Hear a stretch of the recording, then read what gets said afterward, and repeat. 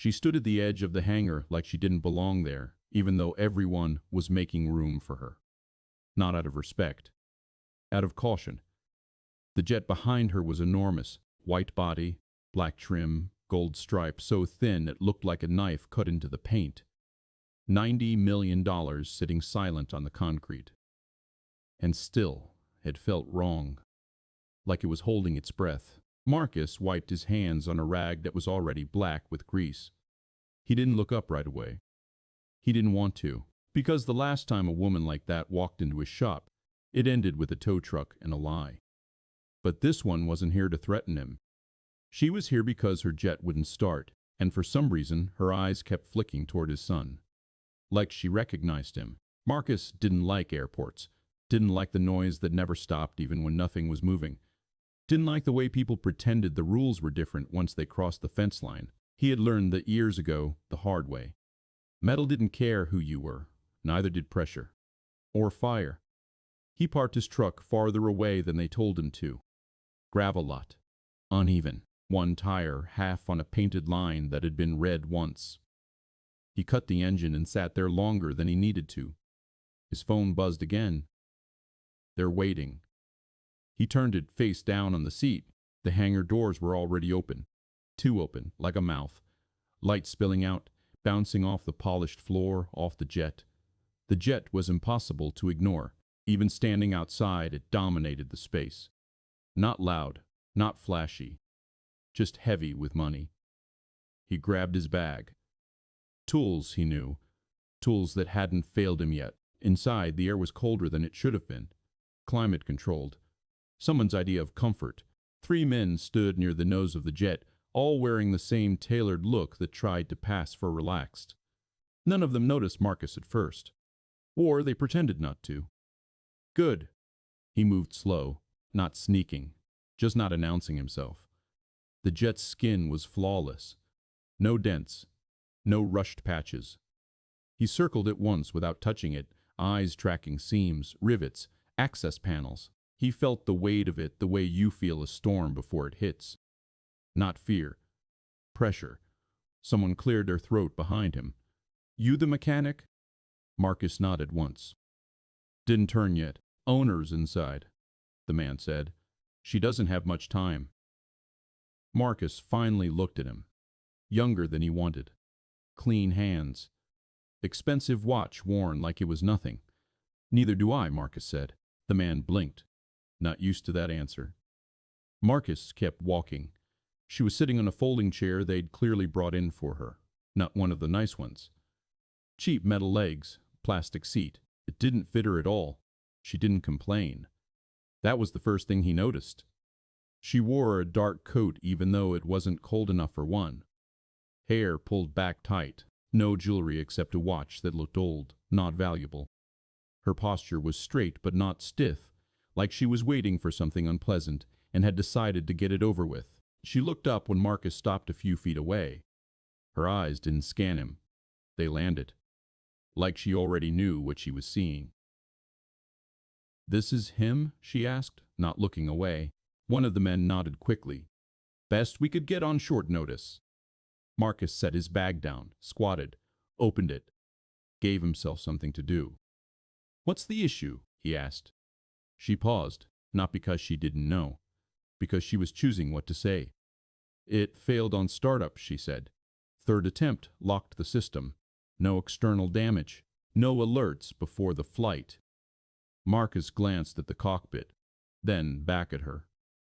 Maintenance log. She handed him a tablet, already open. He took it. The screen was warm. As he scrolled, he felt it, that small, familiar tightening in his chest, the kind that came when things lined up too neatly. Everything was current. Too current. Inspections signed off early. Redundancies checked by the same name twice. He frowned. Who flies it? He asked. She didn't answer right away. I do. That surprised him. He didn't show it. Anyone else? He said. Sometimes, she said. Not recently. Marcus handed the tablet back. I need access. She nodded and stood. Smooth movement. No hesitation. One of the men stepped forward, but she lifted a hand. He stopped. She climbed the steps herself. Marcus followed. The cockpit smelled clean. Too clean. No oil, no heat, no human mess. He slid into the seat like he belonged there, even though he didn't. His hands rested lightly on the console. He closed his eyes for a second. There was a sound, barely anything, a hum that shouldn't have been there. He opened his eyes. "You hear that?" he asked. She leaned closer, listened. "I don't hear anything," she said. Marcus nodded. "That's the problem." He reached down and popped a panel. The screws came loose too easily. He frowned again, ran his fingers along the edge. Something had been moved, recently. His phone buzzed in his pocket. He ignored it. "You fly this yourself," he said quietly. "Yes." "You trust it?" She didn't answer. "Then, I did." He pulled a diagnostic cable and plugged it in. The system hesitated, then froze. Marcus felt a cold settle behind his eyes. "This isn't a mechanical failure," he said. One of the men outside spoke too loudly. "We've already had 2 engineers." Marcus cut him off. "Then they didn't look close enough." Silence followed. Thick. Uncomfortable. He glanced back at her. "Has anyone had a reason to want you grounded?" Her mouth tightened. Not a smile. Something else. "Everyone has a reason," she said. Marcus leaned back in the seat, exhaled slowly through his nose. He thought of his son, sitting at home with a neighbor. Homework spread out on a table that wobbled. Waiting. He stood. "I need time," Marcus said. "And I need everyone out of the hangar." The men protested immediately. She raised her hand again. They stopped. "How much time?" she asked. "Enough to know if this jet is safe," he said, "or if someone wanted it not to be." She studied him for a long moment. "Do it," she said. The men filed out reluctantly. One of them lingered, eyes sharp. Marcus watched him go. When the hangar finally quieted, the silence felt wrong, too big. Marcus knelt beside an access panel near the wing root. That hum again, louder now that he was listening for it. He opened the panel, and there it was.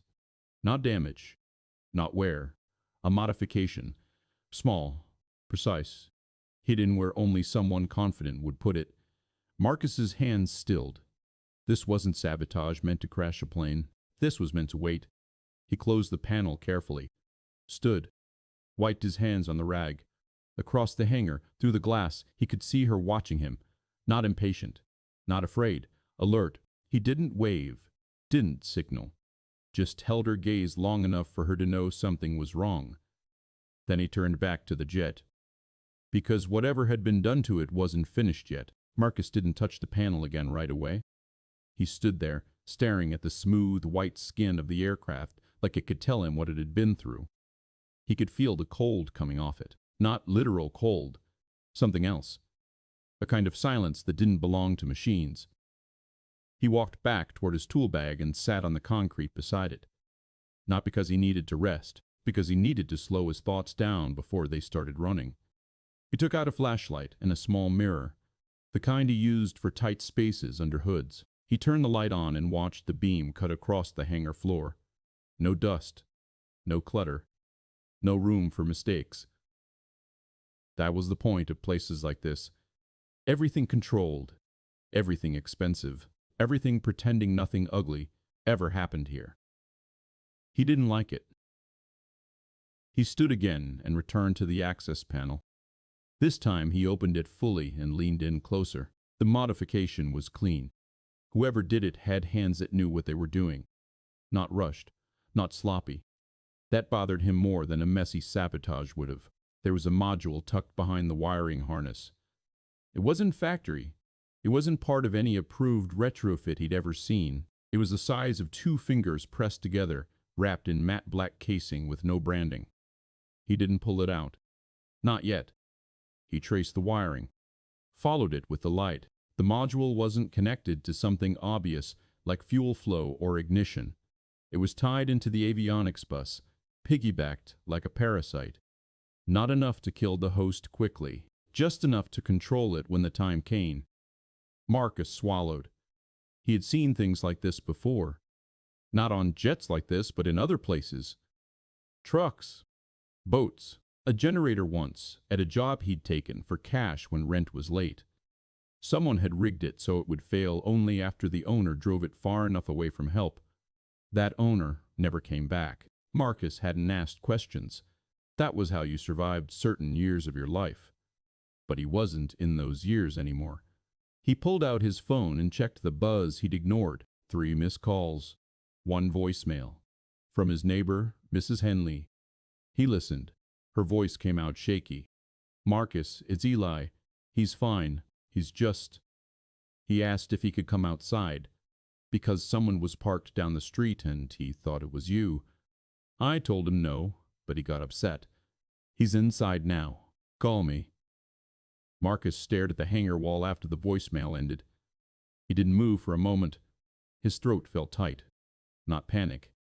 Not yet. Just that heavy feeling of something shifting slightly out of place. He texted her quickly. "Tell him I'm working. Tell him I'll be home soon. Lock the door." He didn't add please. He didn't add anything soft. Mrs. Henley would hear the tone anyway. He shoved the phone back in his pocket and returned to the module. This time he reached in carefully and loosened the bracket holding it. He lifted it just enough to see underneath. There was a second piece. A chip. Smaller, almost invisible unless you knew to look for it. A thin strip attached to the underside of the module like an afterthought. But it wasn't. It had a serial number scratched off. Marcus's fingers paused. He looked around the hangar even though he was alone. The feeling of being watched didn't come from paranoia. It came from experience. The body learned patterns before the mind did. He stood and walked toward the cockpit again, taking the module with him now, held gently in his palm like something alive. He set it on the pilot's seat. Then he climbed into the co-pilot's seat and pulled up the diagnostics again. The system still froze, but now he knew why. The module wasn't just blocking startup. It was feeding the aircraft bad information. A fake lockout. A false safety shutdown. The jet thought it was protecting itself. That was almost clever enough to admire. Almost. Marcus leaned forward and opened another panel under the console. The screws here were different. Not stripped, not over-tightened. Someone had been careful. He ran the flashlight beam along the wiring. He found another splice. His stomach sank. Not one modification. Multiple. This wasn't one person getting creative. This was planning. He heard footsteps outside the cockpit. Slow. Measured. Marcus didn't turn. He waited until the shadow fell across the open door. "You found something," she said. Her voice wasn't asking. It was stating. Marcus turned his head slightly. She stood at the bottom of the cockpit steps, hands at her sides. No guards behind her now. She'd come alone. That meant she either trusted him or she didn't want witnesses. He held up the black module. "This isn't part of your jet," he said. Her eyes narrowed, but she didn't look surprised. If anything, she looked tired, like her suspicion had finally been confirmed. "How bad?" she asked. Marcus hesitated. Not for drama, because he needed to be honest without getting himself killed. "It depends what it was meant to do," he said. "Right now, it's preventing startup, but it's tied into your avionics. Whoever installed it could have been waiting for you to be in the air." She didn't flinch, but her hand moved slightly, fingers curling against her coat like she was holding something down. "Can you remove it?" she asked. "I can," Marcus said, "but if I remove the wrong thing, I might trigger whatever failsafe they built into it." Her gaze shifted to the hangar doors. Not the men outside, the doors themselves, like she was calculating exits. "How long has it been there?" she asked. Marcus shook his head. "Hard to say. It's installed clean. Could be weeks. Could be months." She took one step closer. "And it's not factory." "No," Marcus said. "Factory doesn't hide serial numbers." She climbed into the cockpit, careful not to touch anything. She didn't sit. She stood beside the pilot's seat and stared at the module like it offended her. What would you do? She asked quietly. Marcus stared at her for a second. He didn't like the question, not because he didn't have an answer, because his answer would reveal too much about who he was. He turned back to the panel he'd opened. I'd stop treating this like a mechanical problem, he said. She didn't respond. Marcus continued, voice lower now. This jet is expensive. People assume that means it's protected, but expensive things get targeted more, not less. Someone wanted control, not damage. Control. Her jaw tightened. What are you not saying? She asked. Marcus exhaled through his nose. I'm saying, he said slowly, this looks like something built by someone who has done it before. She stared at him for a long time. Then she said, I didn't ask for your opinion. I asked if you can fix it. Marcus looked at her again. There was a sharpness under her calm. Not arrogance, something defensive. Like she was holding herself together with rules. He nodded once. I can, but not with people watching me. Her eyes flicked to the hangar entrance again. They work for me. That doesn't mean they didn't do it, Marcus said. Silence. The air inside the cockpit felt smaller now. She didn't argue. She didn't deny it. That alone told Marcus enough. Instead, she stepped back down the stairs and stopped halfway. What's your name? She asked. Marcus hesitated. He didn't know why. She already could have asked someone and found it, but he still didn't like saying it here in this place. Marcus, he said. She nodded like she'd expected that, like it fit into something already in her head. And your son? She asked. Marcus's chest tightened instantly. His eyes sharpened. What? She held his gaze, and for the first time her calm slipped. Not fear. Regret. I saw his photo in your wallet, she said quickly. When you opened your bag, it fell out. I didn't touch it. Marcus didn't speak. He stared at her, and the hangar felt colder. She continued, quieter. I wasn't trying to pry. I just noticed. Marcus's voice came out rougher than he meant it to. Don't. She nodded once. Immediate. No fight. Okay, she said. She stepped down fully and moved toward the open hangar doors. Then she stopped and looked back at him. I'm Celeste Voss, she said. The name hit him like a dull impact. Not because he followed celebrity news or billionaire gossip. He didn't, but because he'd heard that name before, years ago, in a context that had nothing to do with jets. It was on a file. A file he wasn't supposed to read. He hadn't been able to stop himself. Celeste Voss. Different life. Different time. A name tied to a quiet scandal that disappeared before anyone could talk about it. He didn't react outwardly, but something inside him shifted again, heavier this time. She watched him closely, like she was waiting to see if the name meant something to him. When he didn't respond, she gave a small nod and turned away. I'll make sure no one comes in, she said. You have what you need. Marcus didn't answer. He waited until she was gone. Then he shut the cockpit door, even though it didn't lock. He sat in the pilot's seat and stared at the module again. His hands felt steady. His mind didn't. He pulled out a pair of insulated gloves from his bag and put them on. Slow, careful, like he was preparing for surgery. He disconnected the module from the avionics bus. Nothing happened at first. Then the cockpit screens flickered. The overhead panel clicked once, and a low tone sounded soft, controlled, like the jet had been asleep and was suddenly waking. Marcus froze. He held his breath. The screens went dark again, then came back on. This time with a message he'd never seen before. Not a standard fault code. Not an aircraft system warning. A line of text in plain font. Remote ACCS ASTA5. Marcus stared at it, his skin tightening. He didn't move. Didn't touch anything. Didn't even blink for a second. Because that wasn't supposed to be possible. Not like this. Not without the aircraft being powered up. And not without someone, somewhere, doing it right now. Marcus slowly reached for the master power switch. Before he could touch it, the message disappeared. The screens returned to normal. Everything looked fine, like it had never happened.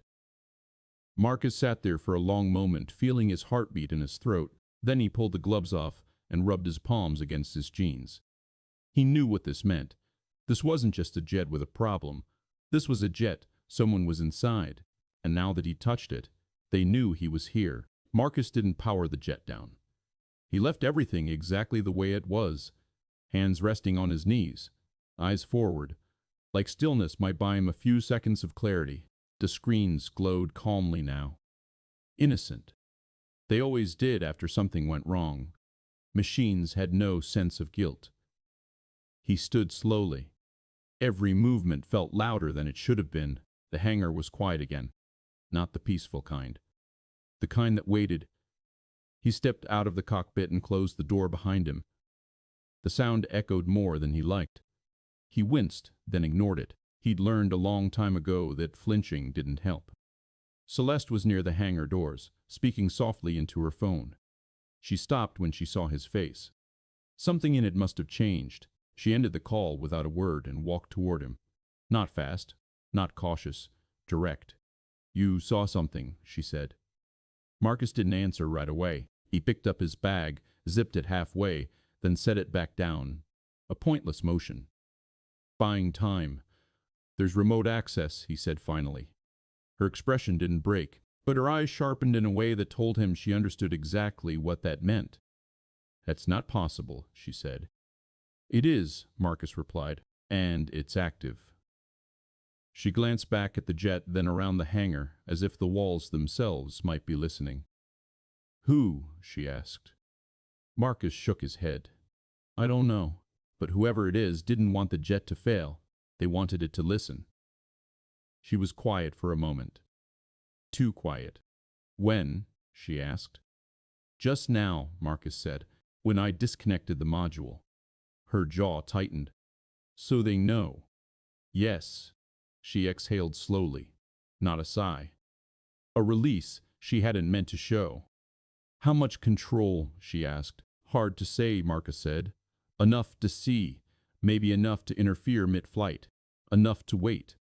Celeste nodded once. Her face stayed composed, but her hand drifted to the back of the folding chair she'd been sitting in earlier. She didn't sit, just held it. "Can you block it?" she asked. "Not cleanly," Marcus said. "If I try to cut everything, I might trip something else. And if they're watching in real time, they'll know." She didn't ask what he meant by else. She already knew. They stood there for a moment, the jet looming behind them like a silent witness. "What aren't you telling me?" she asked again. Marcus looked at the floor, then back up at her. "This setup," he said, "it's not something you throw together for money. It's not about theft. It's not about ransom. It's about leverage." Her lips pressed together. A line appeared beside her mouth, faint but deep. It looked old. "You think someone's trying to control where I go," she said. "Yes." "And when?" she added. Marcus nodded. She walked past him toward the jet, then stopped halfway, as if she'd hit an invisible wall. She didn't turn around. "This isn't the first time," she said quietly. Marcus's shoulders tensed. "First time I noticed," she corrected. "First time it got this close." She turned then, eyes meeting his. "How long do you think it's been watching?" Marcus hesitated. "Long enough to learn your habits." She absorbed that without comment. "What about my people?" she asked. Marcus didn't want to answer that one. But he did. "I'd assume at least one of them doesn't belong to you," he said. She nodded. No shock. No denial. "That tracks," she said. Footsteps echoed outside the hangar. Multiple. Heavy. Marcus's head snapped toward the doors. Celeste lifted a hand slightly. "It's fine," she said. "Security shift change." He didn't relax. 2 guards walked in. Different from before. Bigger, less polished. They stopped when they saw Marcus standing between Celeste and the jet. She spoke before anyone else could. "He's staying," she said. One of the guards frowned. "Ms. Voss, he's staying," she repeated. Louder. Final. The guard hesitated, then nodded and stepped back. Marcus watched them go, his mind already running through worst-case paths. "You trust me now?" he asked.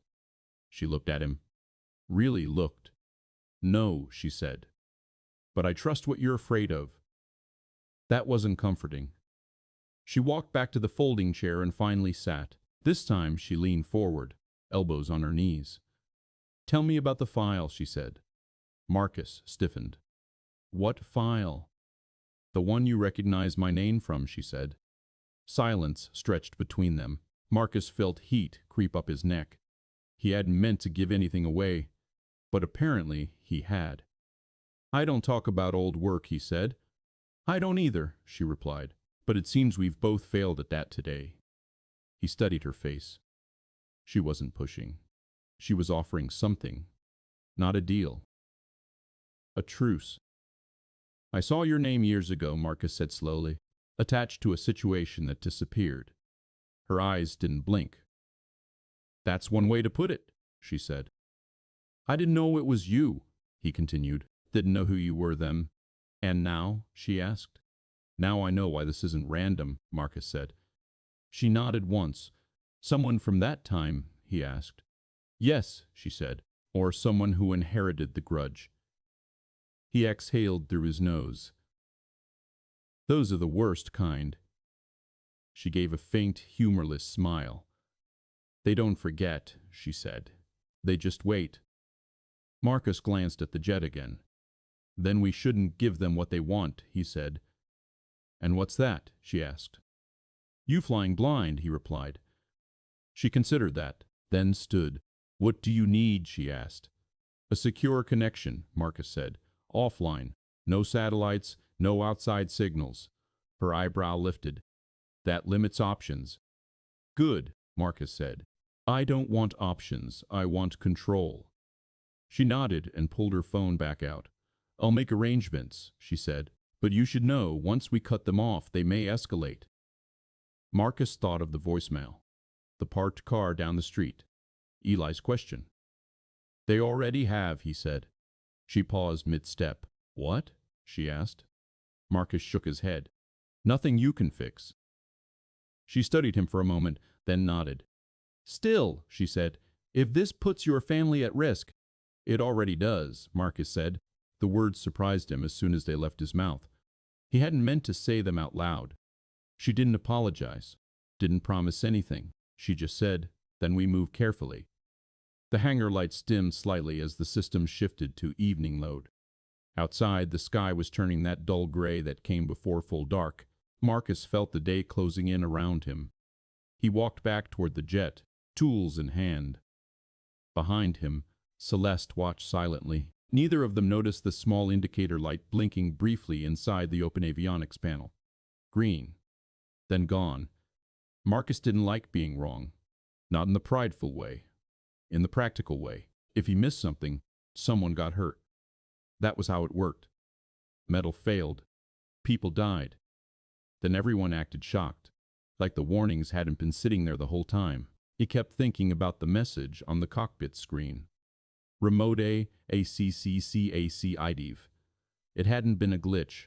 It hadn't been a corrupted warning code. It was plain text, clean and deliberate, like someone had typed it. And the worst part was how quickly it disappeared. Like it had been meant for him, not for Celeste. A hello. He pulled a stool under the wing and sat, spreading his tools out on a clean rag. The hangar floor was too polished. It reflected the underside of the aircraft faintly, warped. Marcus didn't like that either. It felt like standing over water. Celeste had stepped away to make calls. The guards stayed at the door now. Two of them, arms folded, eyes scanning the hangar, but not really looking at the jet. Their focus kept drifting toward Marcus, like he was the variable they didn't trust. He ignored them. He worked. He disconnected the module fully and set it inside a padded case. He didn't want it damaged.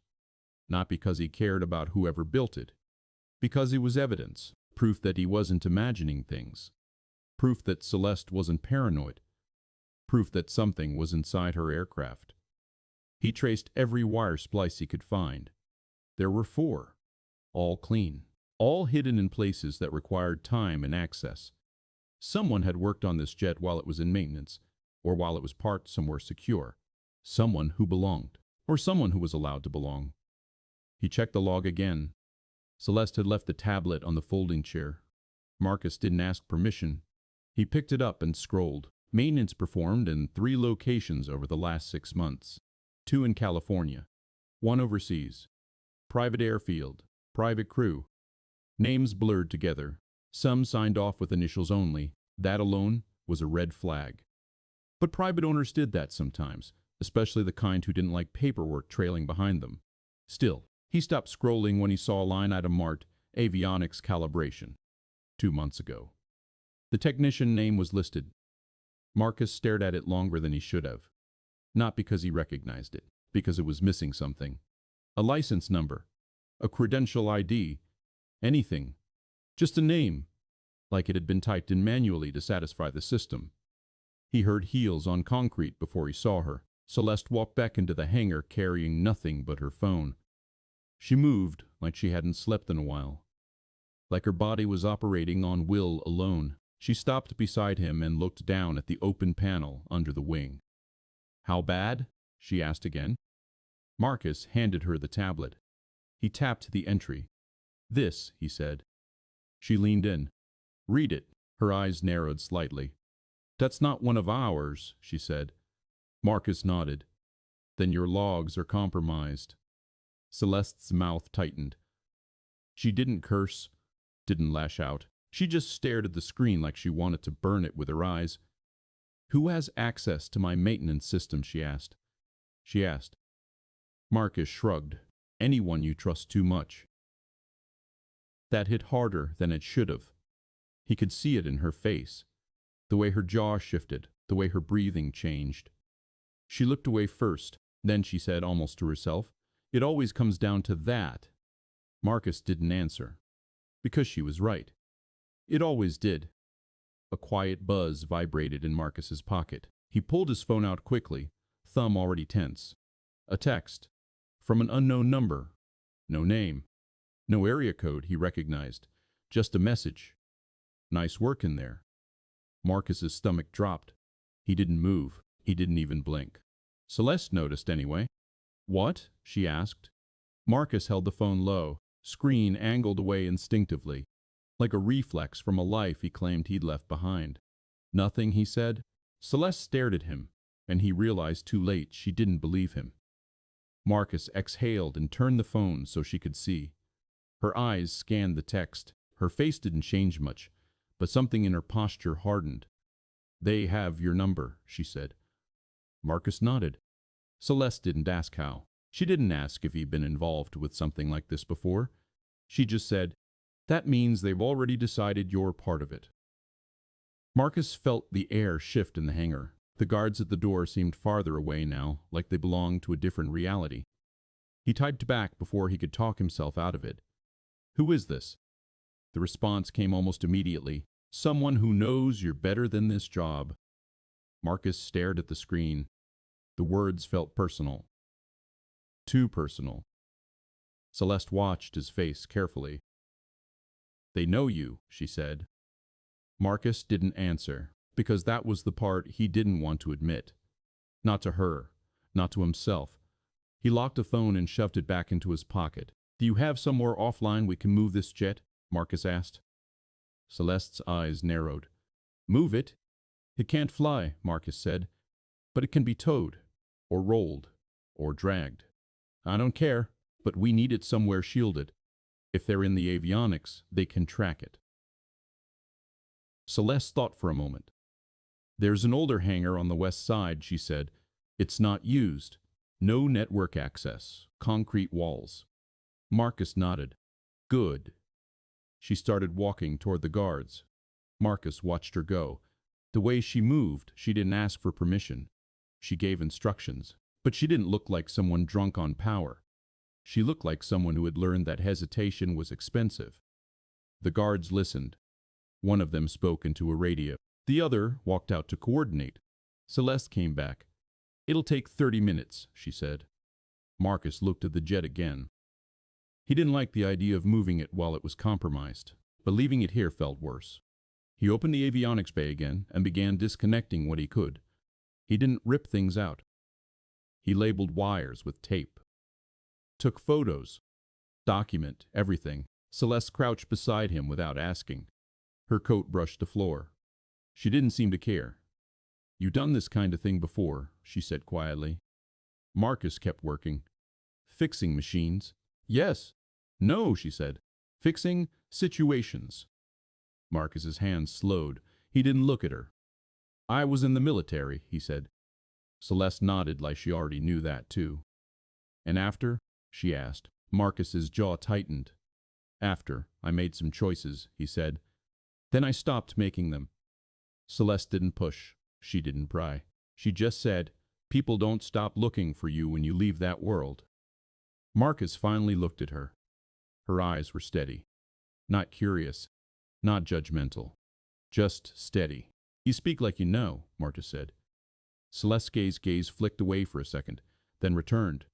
"I do," she said. The words sat between them like weight. A loud metallic screech cut through the hangar as a tow vehicle reversed into position.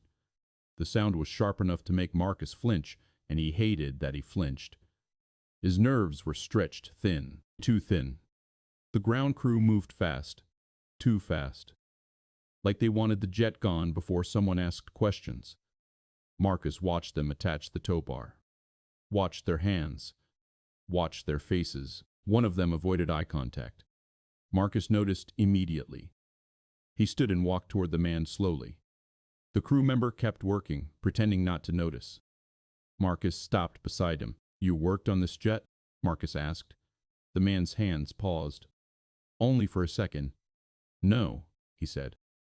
Marcus nodded like he believed him. Then he leaned closer and said, "You sure?" The man's eyes flicked up, then down again. His throat moved. Swallowing. Marcus felt his own pulse harden. That wasn't the reaction of an innocent man. That was the reaction of someone afraid of being overheard. Celeste walked up behind Marcus. "What's going on?" she asked. Marcus didn't take his eyes off the crew member. "You recognize him?" Celeste asked the man. The man shook his head quickly. "No, ma'am." Marcus watched his mouth when he said it. The way his lips tightened around the word. Lying. Celeste stepped closer, her presence suddenly cold. "Look at me," she said. The man did, reluctantly. Celeste studied him for a long moment, then asked, "Who hired you?" The man's face drained of color. "I don't know what you mean," he said. Marcus saw his hands tremble slightly on the tow bar. That was enough. Marcus reached out and grabbed the man's wrist, not violently, firm, controlled. The man jerked back instinctively. "Hey!" one of the other crew shouted. Marcus didn't let go. He pulled the man's sleeve up just enough to expose the inside of his forearm. There was a mark. Small. Faded. Like a tattoo that had been removed poorly. A symbol that wasn't fully gone. Marcus stared at it, and his chest tightened. He knew it. Not from a photo, from memory. A unit mark. Not official. Not on paper. Something used by people who didn't exist in records. Celeste saw Marcus's face change. "What is that?" she asked. Marcus released the man's wrist. The crew member stumbled back, eyes wide, breathing too fast. Marcus didn't answer her immediately. He couldn't, because he hadn't expected this. Not here. Not now. Not in a billionaire's hangar with his hands still smelling like aviation fuel. He looked at Celeste. His voice came out quiet. "That's not your employee," he said. Celeste's eyes narrowed. "Then what is he?" Marcus stared at the mark again, then at the man's face. The man looked young, too young to be part of what that mark belonged to. But the world didn't care about age. People got recruited early. People got broken early. Marcus swallowed. "He's a messenger," Marcus said. Celeste's voice lowered. "For who?" Marcus's phone buzzed again in his pocket. He didn't want to look. He already knew. He pulled it out anyway. Another text. "Don't touch what isn't yours." Marcus stared at the words until the screen dimmed. Then he looked up at Celeste. His face felt numb. "They're not just watching the jet," he said. Celeste didn't blink. They're watching you, she said. Marcus shook his head slowly. No, he said. They're watching me. A pause. Then, almost like an afterthought, he added, and they know where my son lives. Celeste's expression finally changed. Just slightly, like a crack in glass. She didn't ask his son's name. She didn't ask how old. She didn't offer sympathy. She stood up straighter and looked toward the crew member, who was now trying to step backward toward the hangar door. Celeste's voice sharpened. Stop him, she said. One of the guards moved instantly. The crew member bolted. Marcus reacted without thinking.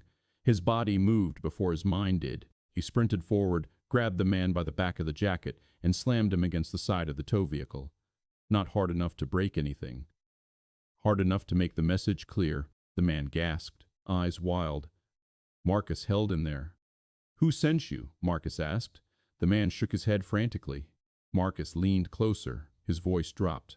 Listen, he said. If you don't talk, you're not going home.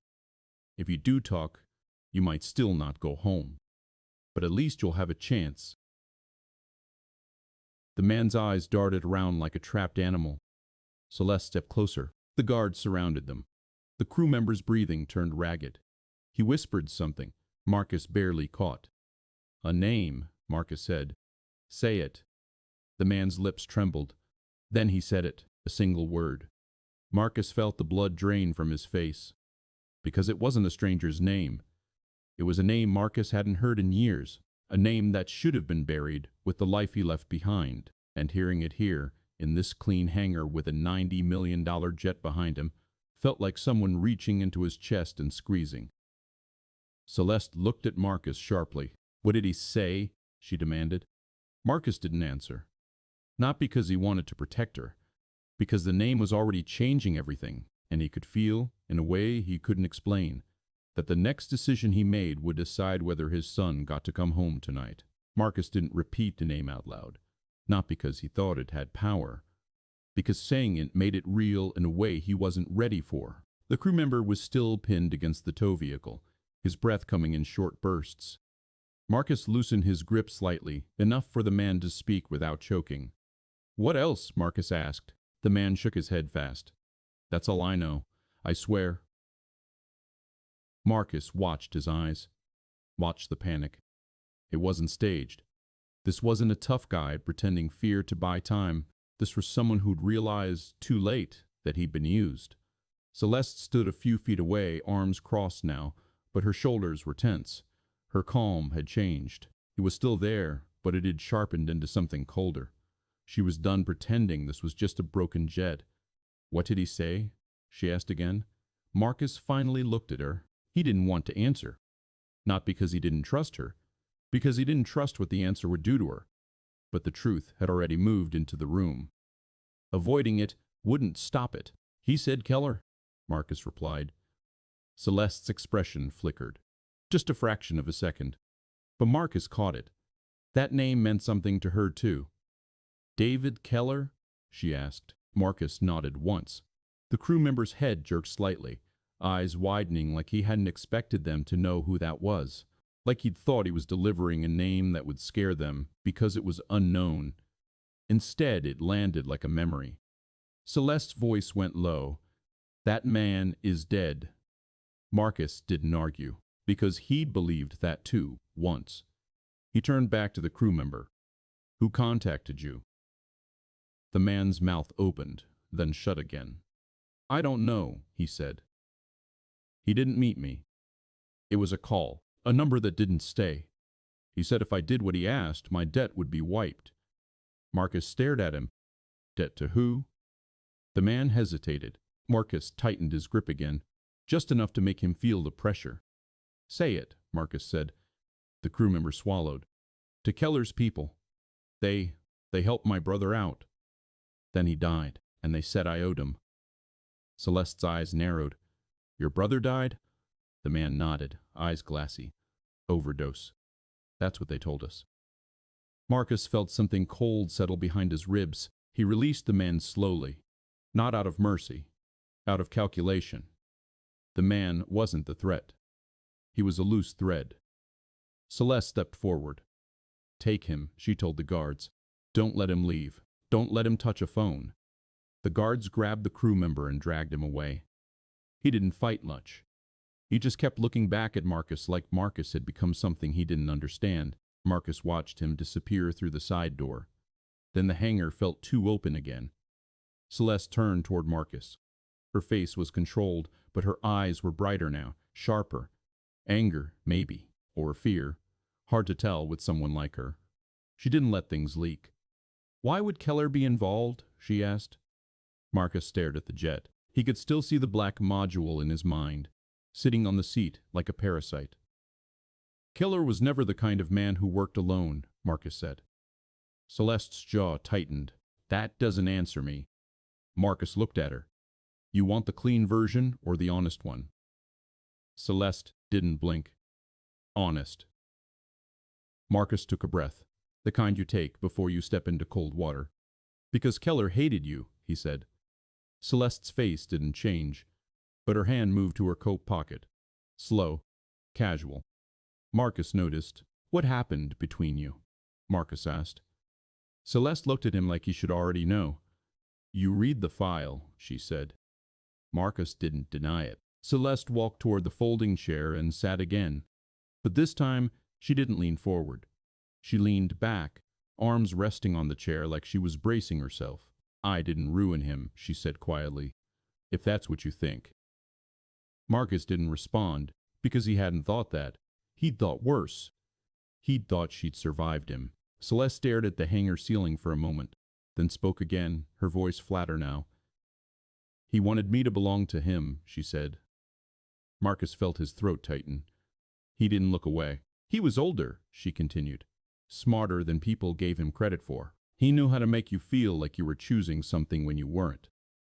She paused, then added, "I was young enough to believe I could manage him." Marcus said nothing. Celeste's eyes drifted back to him. "I didn't manage him." Her voice stayed calm, but the words came slower now, like she was tasting each one before she let it go. "He had people," she said. "He had cameras. He had lawyers. He had men who did things quietly. He didn't threaten you directly. He didn't have to. He just made the world smaller around you." Marcus felt his hands clench. He forced them to relax. Celeste's gaze dropped to his hands, then lifted again. "You've seen that look before," she said. Marcus nodded once. "Yeah." Celeste swallowed. It was subtle, but he saw it. "And you got out," she said. Marcus didn't answer. He didn't know if he'd gotten out, or if he'd just walked far enough away to pretend. Celeste leaned forward now, elbows on her knees again. "I testified," she said. Marcus's eyes narrowed slightly. "Against him?" "Yes," she replied. "Not publicly. It never went to court. But I gave statements. I gave evidence. I gave names." Her voice didn't shake. But her fingers were twisting together now, slow, unconscious. "He vanished," she said. "And then a year later I heard he was dead." Marcus stared at her. "And you believed it?" Celeste's mouth tightened. "I wanted to." Marcus nodded. He understood that more than he wanted to. The hangar door opened slightly. One of the guards leaned in and spoke quietly to Celeste. She stood and walked over, listening. Marcus couldn't hear what was said, but he saw Celeste's posture stiffen. She returned to Marcus, face harder now. "My head of security is on his way," she said. "He's someone I trust." Marcus almost laughed. Not because it was funny, because that word meant nothing in this kind of situation. But he didn't say it. He just nodded. Celeste stepped closer. "I need to know something," she said. "Why did you react to that name like that?" Marcus held her gaze.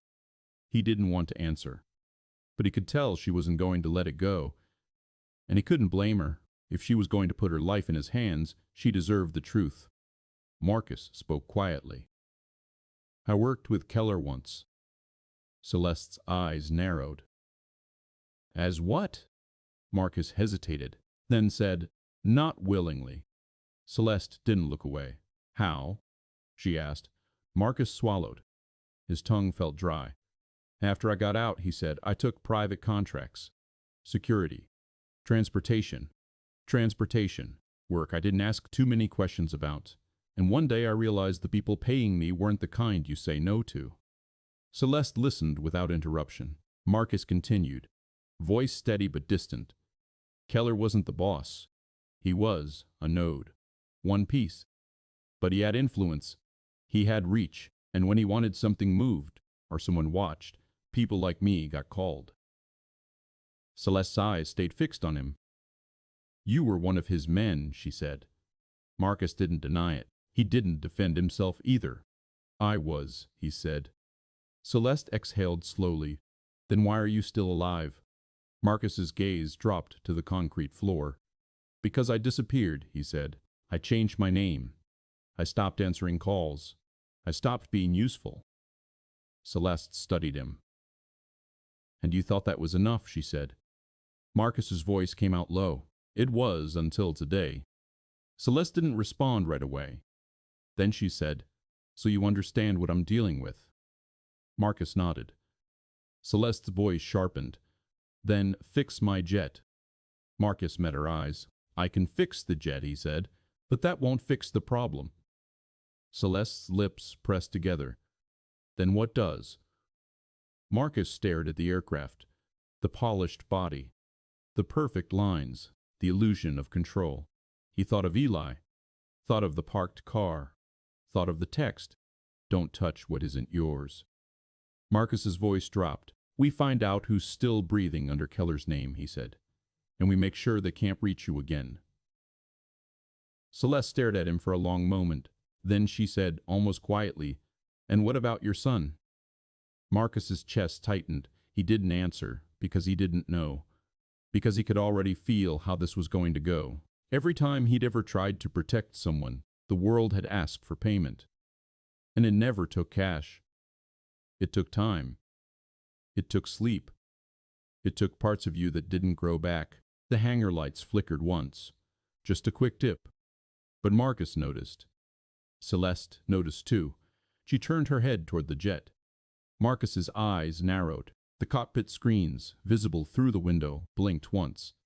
Then the overhead lights stabilized again. Celeste's voice came out tight. That wasn't normal. Marcus's stomach sank. He walked toward the jet, fast now. He climbed into the cockpit and stared at the center display. It was blank for a second. Then a new message appeared. One line. Plain font. You shouldn't have come back. Marcus felt his hands go cold. Celeste stood behind him at the cockpit entrance. What does it say? She demanded. Marcus didn't turn. He stared at the words like they were carved into the glass. His voice came out barely above a whisper. It's not a warning, he said. Celeste's breath caught slightly. Then what is it? Marcus swallowed. It's a message for me, he said. And before he could move, the screens went black. Every system in the cockpit shut down at once. The jet went dead, not like it lost power, like something inside it decided to stop pretending. The silence after the screens went dark felt heavier than the noise had been. Marcus stayed where he was, hands hovering over controls that no longer responded. No hum. No residual glow. Just dead plas reflecting his own face back at him, faint and distorted. Celeste stepped closer behind him. He could feel her presence without turning. She didn't speak. That mattered. People who didn't understand filled silence with questions. She didn't. Marcus reached up slowly and flipped the master power off. Then back on. Nothing. He tried the auxiliary. Still nothing. This isn't power loss, he said quietly. This is a shutdown. Celeste's voice came from behind him. Controlled. On purpose. Yes. He climbed out of the cockpit and jumped down to the hangar floor. The jet looked unchanged. Perfect. Expensive. Untouched. That illusion almost made him angry. He walked under the nose and knelt, opening the same access panel he'd worked on earlier. The module was gone. He'd put it in the padded case himself. He knew he had. The space where it had been was empty. Not ripped out. Clean.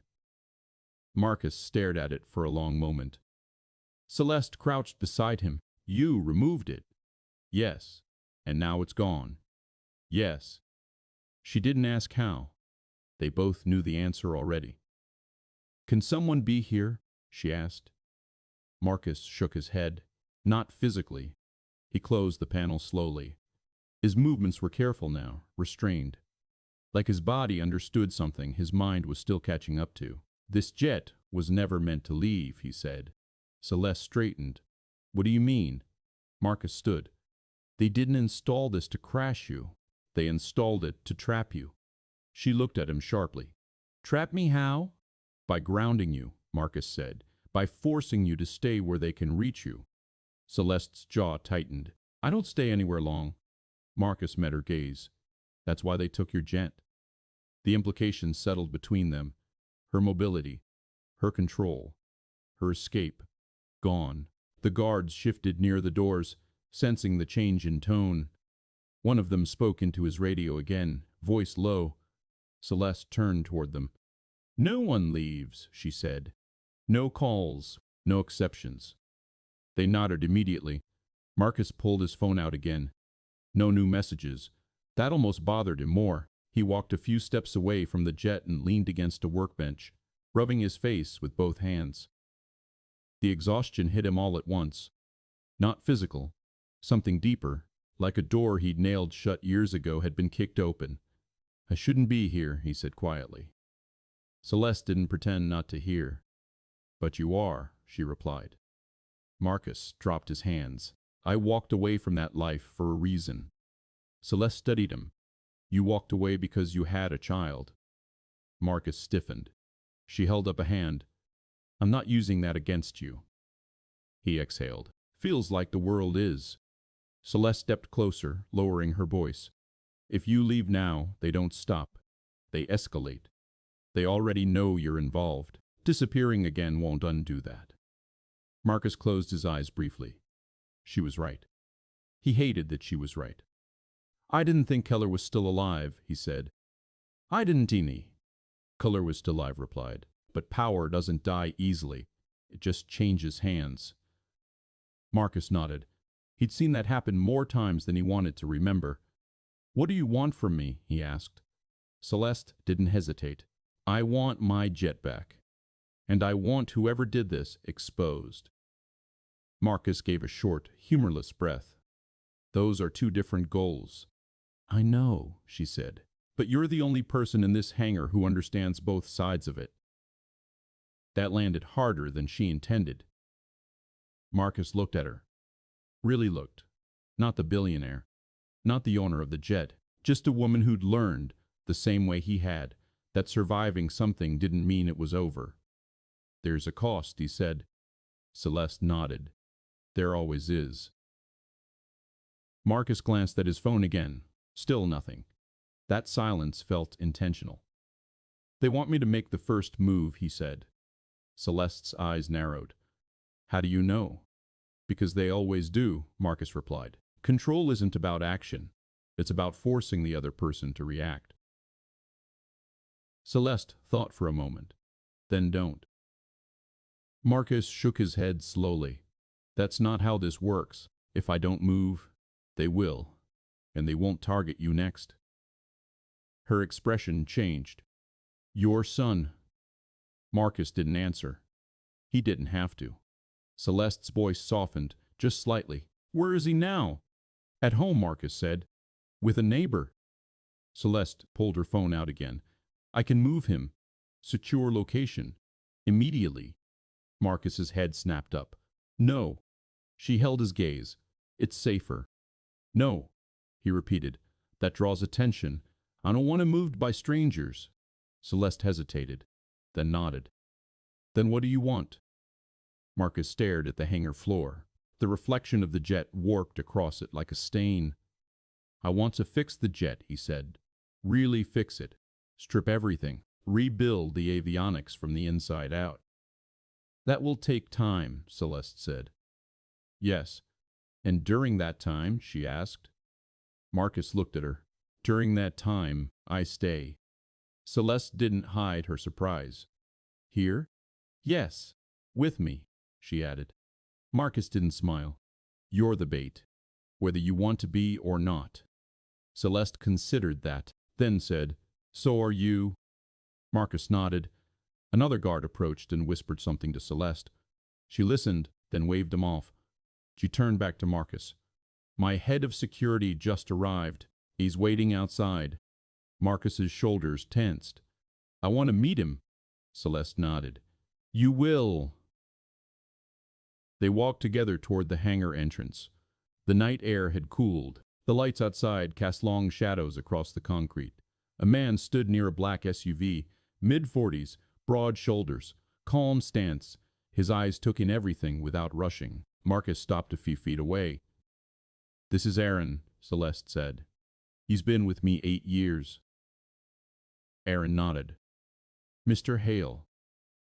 Marcus blinked. You know my name. Aaron's mouth tightened slightly. We ran checks. Marcus didn't like that, but he understood it. Did you find anything? Marcus asked. Aaron didn't answer immediately. He looked at Celeste first. She nodded once. Aaron turned back to Marcus.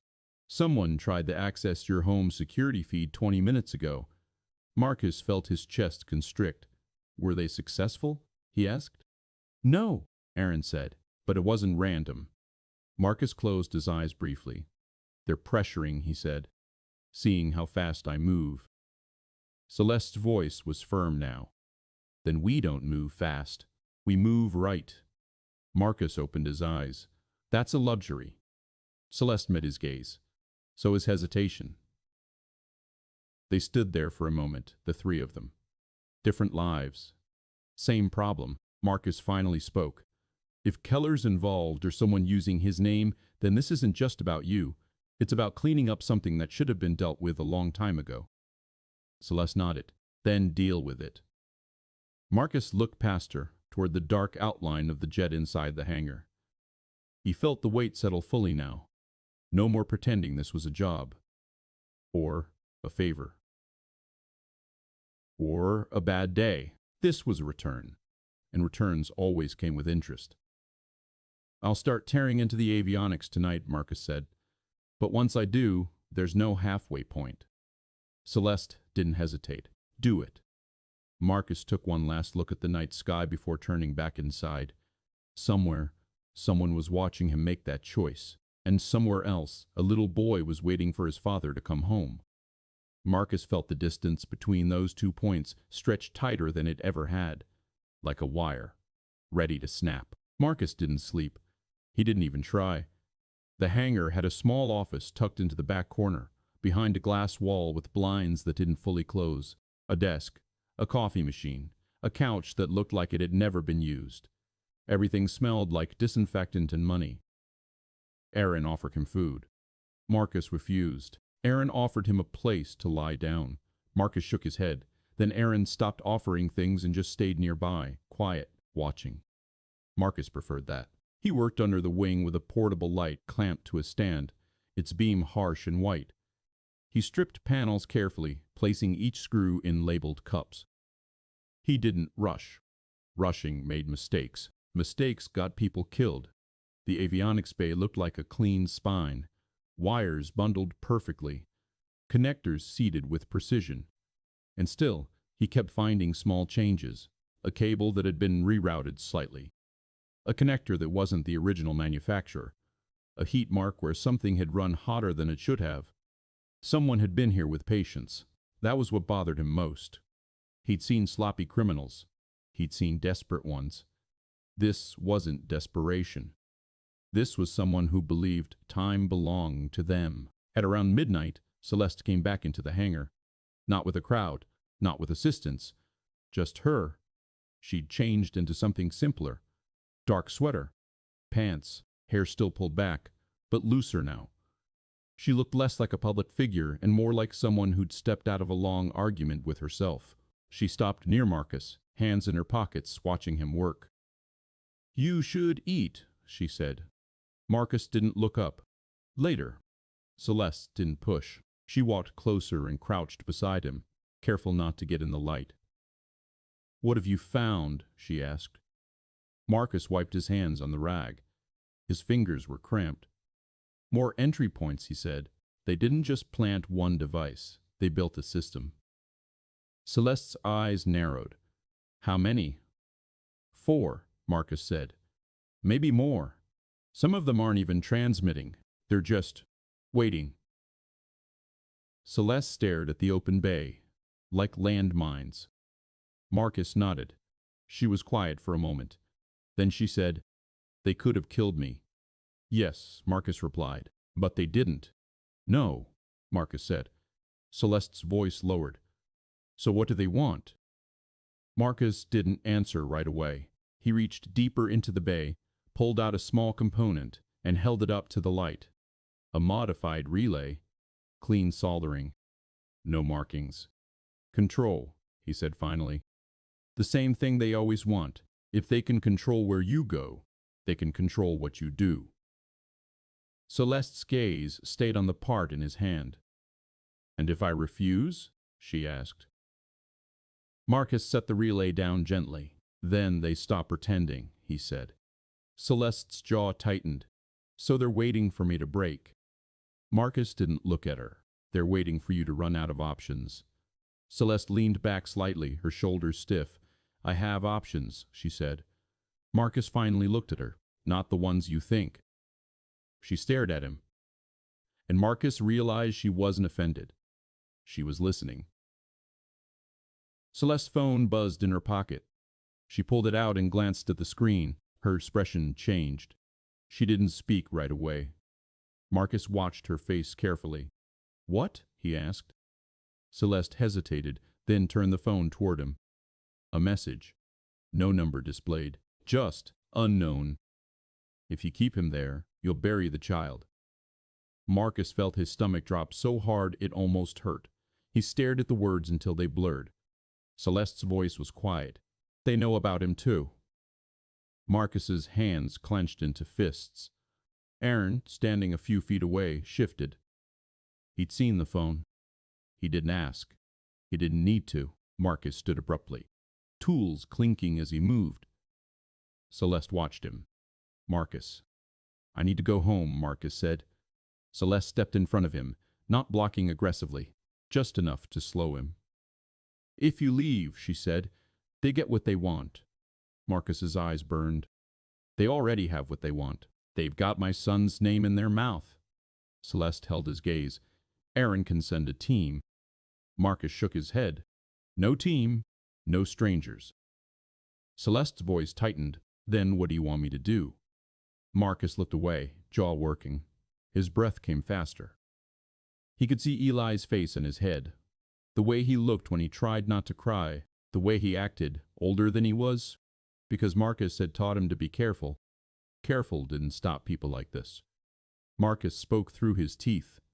"I want my son safe." Celeste's voice softened. "Then let me help." Marcus looked at her again. The words sat in his throat, heavy.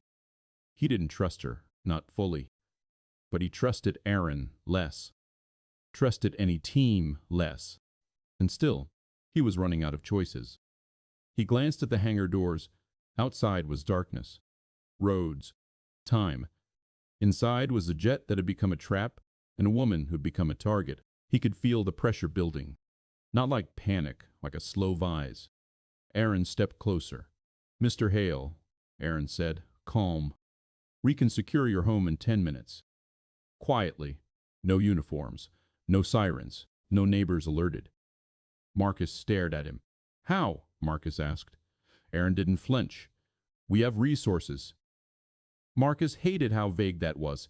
He hated how normal Aaron sounded saying it. Celeste watched Marcus carefully. "You said you don't want strangers around him," she said. "I understand that. But right now, you can't be two places." Marcus's throat tightened. She was right. He looked at his hands. Grease under the nails. Cuts across the knuckles. These hands could fix an engine. Could stop a man. Could break things. But they couldn't reach his son from here. Marcus nodded once, barely. "Fine," he said. "One person. Not a team. One. And they don't go inside the house. They stay outside. They watch." Aaron nodded immediately. Understood. Celeste exhaled, relief flickering across her face. Marcus didn't feel relief. He felt sick. Aaron stepped away, already calling someone. Celeste turned back to Marcus. You did the right thing. Marcus stared at her. His voice came out flat. Don't say that. Celeste's expression tightened. What? Marcus shook his head. Right thing. Wrong thing. That's how people talk when they want to pretend choices don't leave stains. Celeste went still. Then she nodded slowly. She understood. Marcus walked back to the avionics bay and knelt again, hands trembling slightly as he picked up a screwdriver. He hated that they were trembling. He forced them steady. Celeste stayed near him, silent now. Minutes passed. The hangar felt smaller. Then Aaron returned. Done, he said. Marcus looked up sharply. Already? Aaron nodded. One man. Unmarked car. He'll sit a block away. He'll watch your street. If anyone approaches, he calls me. Marcus stared at him. A block away. Not close enough to stop someone fast, but close enough to see. Marcus swallowed. Thank you, he said, though it didn't feel like gratitude. It felt like surrender. Celeste watched him again. Her voice came out quieter. This is what they do. Marcus nodded. He turned back to the jet. He opened another panel. And as soon as he touched the wiring harness, the portable light flickered once, then steadied. Marcus froze. He slowly looked toward the cockpit. The screens were still dark, but a small indicator on the overhead panel blinked. Once. Twice. Like a heartbeat. Celeste saw it too. What is that? She whispered. Marcus's mouth went dry. That's not supposed to happen without power, he said. Aaron stepped forward. Can it be on battery?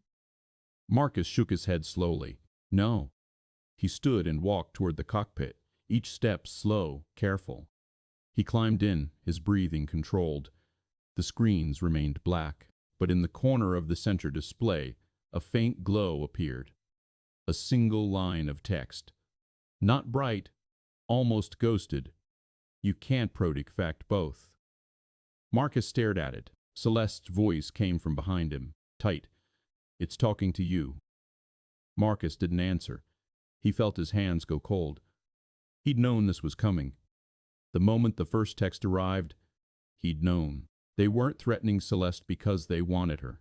They were threatening her because she was the lever. And Eli was the weight on the other end. Marcus's voice came out hoarse. They want me to choose. Celeste stood behind him, silent. He turned his head slightly and looked at her. Her face was pale now, but her eyes were steady. I'm not asking you to sacrifice him, she said quietly. Marcus stared at her. I'm not asking you to stay, she continued. If you need to leave, you should. Marcus looked back at the screen. The words stayed there, faint but unmistakable. You can't protect both. Marcus felt something shift inside him. Not anger, something colder, a clarity he hadn't felt in years. He stood up slowly and stepped out of the cockpit. He looked at Celeste. His voice came out calm. No, he said. Celeste blinked. No what? Marcus stared at her, eyes hard now. No choice, he said. No what? Marcus stared at her, eyes hard now. No choice, he said. I'm not playing that game. Celeste watched him. What are you going to do? She asked. Marcus picked up his tool bag and zipped it shut. Then he walked toward the office area and grabbed a piece of paper from the desk. He wrote a number down. Then he tore the paper in half. He handed one half to Aaron. Call this number, Marcus said. Don't ask questions, just call it. Aaron studied the number. His eyes narrowed slightly. Who is it? Marcus's voice stayed flat. Someone who owes me. Celeste stared at Marcus like she didn't recognize him anymore. Marcus looked back at the jet, then at the hangar doors. His chest felt tight, but his hands were steady now. If they want me to choose, Marcus said quietly, then I'm going to make a third option. Aaron didn't move right away. He held the torn paper like it might burn his fingers. The number written in Marcus's handwriting looked ordinary. No codes, no hidden marks, just digits. But Marcus knew what it was. Celeste watched Aaron, then looked at Marcus. Her eyes narrowed, not suspicious focused, like she was watching a door open and trying to decide whether to step through. "You said you were out," she said. Marcus didn't answer her directly. He walked back toward the jet, slower now, and sat on the edge of the wing support stand. The metal was cold through his jeans. "I was," he said finally. "Then today happened." Celeste took a step closer. "Who was that number?" Marcus rubbed his thumb over a grease stain on his palm, like he could wipe it away if he pressed hard enough. "A man named Jonas Red," he said. Aaron's face tightened slightly. The reaction was small, but Marcus caught it.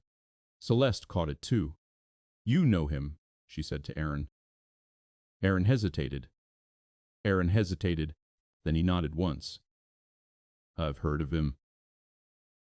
Marcus let out a quiet breath. "Of course you have." Celeste's voice sharpened. "Who is he?" Marcus looked up at her. "He used to move problems. Quietly. People paid him to make things disappear." Celeste stared at him. "And you have his number?" Marcus nodded. Celeste's jaw tightened. "Why would someone like that owe you?" Marcus didn't want to answer. The words sat heavy in his mouth. But he'd already stepped too far into the open. "Because I didn't kill him when I had the chance," Marcus said. The hangar went still. Even the guards near the door seemed to stop shifting. Celeste's face didn't change much, but her eyes did. She looked at Marcus like she was trying to place him in a new category. Not mechanic. Not father. Something older. Aaron looked down at the number again, then at Marcus. "You're sure he'll answer?" Aaron asked. Marcus nodded. "He'll answer." Aaron hesitated, then pulled his phone out. Marcus watched him dial.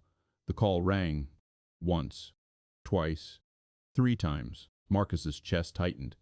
Then Aaron's posture changed slightly, like someone had picked up. Aaron didn't speak right away. He listened. Then he said, carefully, "Jonas, this is Aaron Briggs. I'm calling on behalf of Marcus Hale." A pause.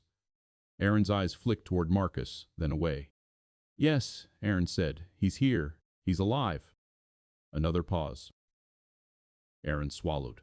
Marcus could tell Jonas was speaking now, long enough that Aaron wasn't interrupting. Finally, Aaron said, "He wants to talk." Aaron held the phone out. Marcus took it. He didn't put it to his ear immediately. He stared at the screen for a second, at the simple call interface, like he was staring at a loaded gun. Then he lifted it. "Jonas," Marcus said. Silence. Then a voice came through. Calm. Older than Marcus remembered. Still sharp. "You got nerve," Jonas said. Marcus's throat tightened. "I didn't call to talk about nerve." Jonas let out a quiet laugh, almost amused. "No. You called because you're in trouble." Marcus didn't deny it. "You disappeared," Jonas continued. "You vanished like a ghost. You left people angry. You left money on tables. You left promises broken." Marcus closed his eyes briefly. "I had a kid." Jonas didn't respond for a moment. Then he said, "Yeah, I heard." Marcus's grip tightened on the phone. "Someone's using Keller's name," Marcus said. Jonas went quiet. That silence lasted long enough to feel intentional. When Jonas finally spoke, his voice was lower. "Don't say that name," Jonas said. Marcus stared at the floor. "He's not dead." Jonas's voice came out colder now. "He's dead." Marcus swallowed. "Then someone's wearing him." Jonas exhaled slowly. "You're in a hangar," Jonas said, as if he could see it, "with a woman who thinks she's untouchable, and you've made yourself visible again." Marcus didn't ask how Jonas knew. That was Jonas. Jonas always knew. "I need my son safe," Marcus said. Jonas didn't answer right away. Marcus could hear something in the background. A faint clink. Ice in a glass, maybe. A quiet room somewhere. Then Jonas said, "Give me the address." Marcus hesitated. Celeste watched him, her face tense. Aaron stood still, eyes on Marcus like he was trying to read the conversation without hearing it. Marcus, finally spoke the address. Jonas repeated it back, perfect, like he'd already known it too. I'm sending someone, Jonas said. They'll arrive before anything else does. Marcus's jaw tightened. No strangers near him. Jonas chuckled once. Not kind. You called me Marcus, Jonas said. You don't get to negotiate comfort. Marcus's eyes closed. The words stung because they were true. I need to know who's doing this, Marcus said. Jonas paused. Then he said, You don't. That's not the problem. The problem is you're in the middle of something you don't understand anymore. Marcus opened his eyes. Then explain it. Jonas's voice hardened. You're not the only one who walked away. Keller's network fractured when he died. Pieces scattered. Some got bought. Some got hungry. Some got desperate. And now someone's collecting them. Marcus's chest tightened. Collecting them for what? Jonas didn't answer directly. Instead, he said, That jet isn't the target. Marcus felt his stomach drop. What is? Marcus asked. Jonas's voice went quiet. The woman, Jonas said. And what she knows. And what she still has. Marcus looked up at Celeste. She stared back, like she already knew the answer but didn't want to admit it. Marcus's voice lowered. What does she have? Jonas didn't hesitate. Proof, Jonas said. Something Keller wanted buried. Something he couldn't destroy while he was alive. And now the people who inherited his ghosts want it gone. Marcus swallowed. What kind of proof? Jonas laughed softly again. You know what kind, Jonas said. Marcus's mouth went dry. He remembered the file now more clearly. The partial reports. The sealed photos. The names blacked out. The missing bodies that were written off as accidents. Celeste Voss had been a witness, not just to her own abuse, to something wider. Marcus's voice came out tight. They're going to kill her. Jonas's voice stayed calm. If they can't control her, yes. Marcus stared at the jet, at the hangar, at the quiet guards who didn't know what they were standing inside. Jonas continued, You've got two options. You can disappear again and pray they don't find you, or you can end this properly. Marcus's grip tightened. How? Jonas's voice lowered. You find out what Celeste is holding, and you decide whether you're willing to protect it. Marcus looked at Celeste again. Her expression was unreadable now, but her eyes were fixed on him, like she could sense what was being said even without hearing it. Marcus swallowed. Jonas's voice came through one last time, heavy. They'll come tonight, Jonas said. Not tomorrow. Not next week. Tonight. Marcus felt his chest tighten. How do you know? Jonas didn't answer. He didn't have to. Marcus knew. Because Jonas was part of that world, and that world moved like clockwork when it wanted something. I'll call you again, Marcus said. Jonas's voice turned colder. No, you won't. If you survive, you won't need to. Then the line went dead. Marcus lowered the phone slowly. He stared at it for a moment, then handed it back to Aaron. Celeste stepped closer. What did he say? She asked. Marcus looked at her. His face felt tight, like it didn't belong to him. He said they're coming tonight, Marcus replied. Celeste didn't flinch, but her breathing changed. Here? She asked. Marcus nodded. Or your home. Or both. Aaron's posture stiffened. We can lock this place down. Marcus shook his head.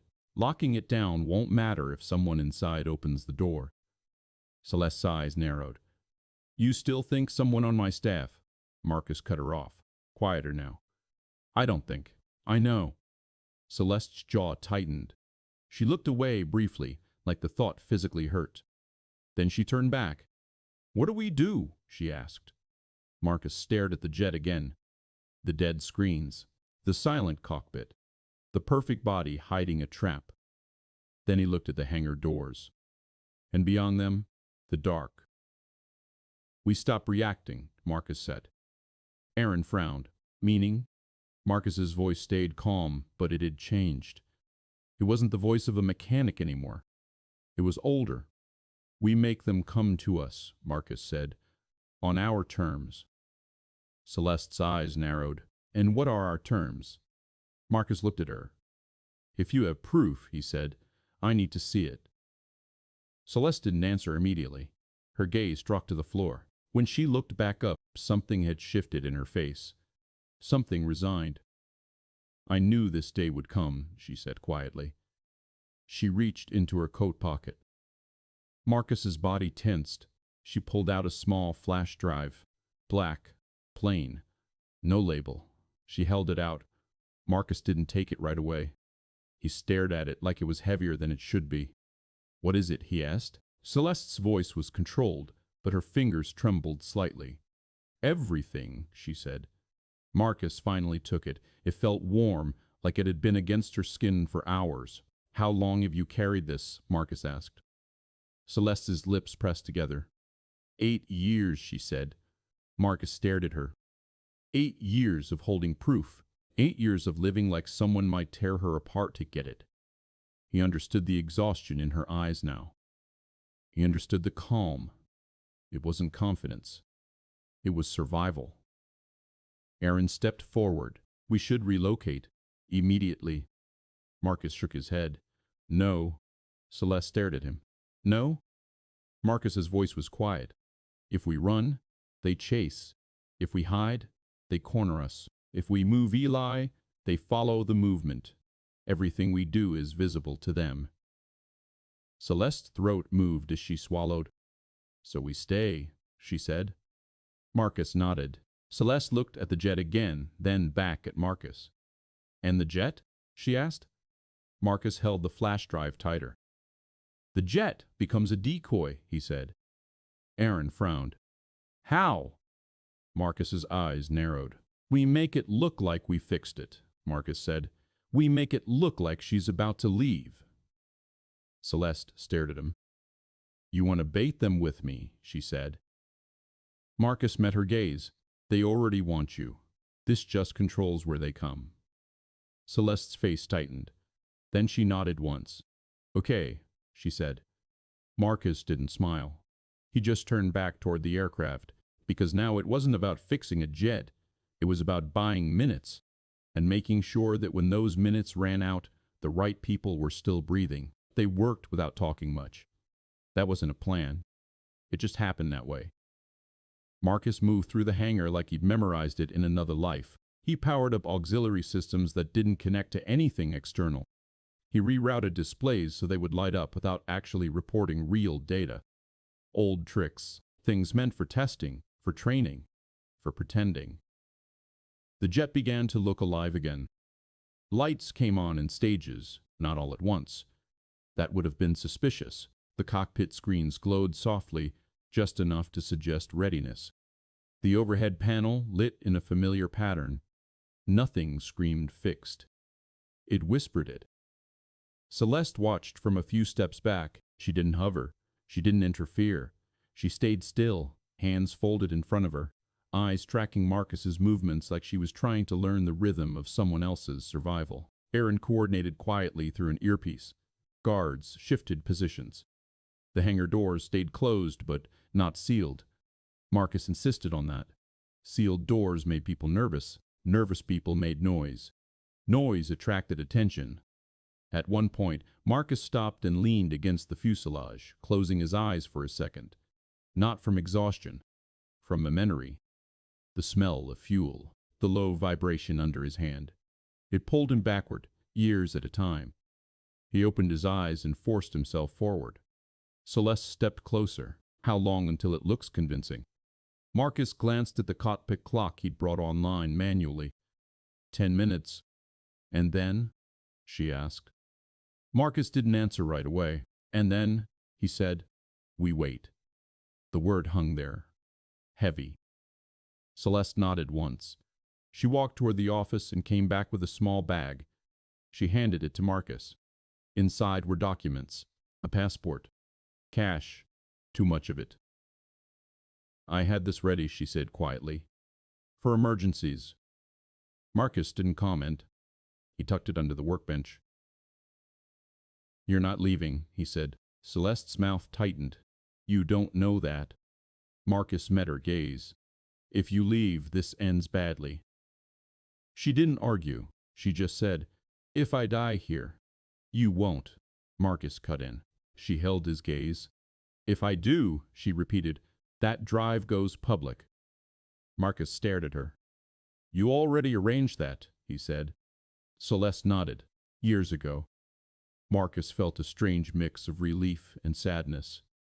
Relief that she wasn't alone in this. Sadness that she'd had to be this careful for this long. The jet's systems hummed softly now. Artificial. Convincing. Aaron approached quietly. Movement on the perimeter, he said. 2 vehicles, no plates. Marcus nodded. Timing fits. Celeste's shoulders squared. You ready? Marcus asked.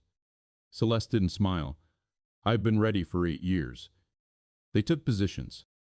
Marcus stayed near the avionics bay, out of direct sight but close enough to hear everything. Celeste moved toward the folding chair again, like earlier, reclaiming the posture of someone waiting. The hangar lights stayed steady. The vehicle stopped outside. Doors opened. Footsteps echoed on concrete. Marcus felt his pulse slow.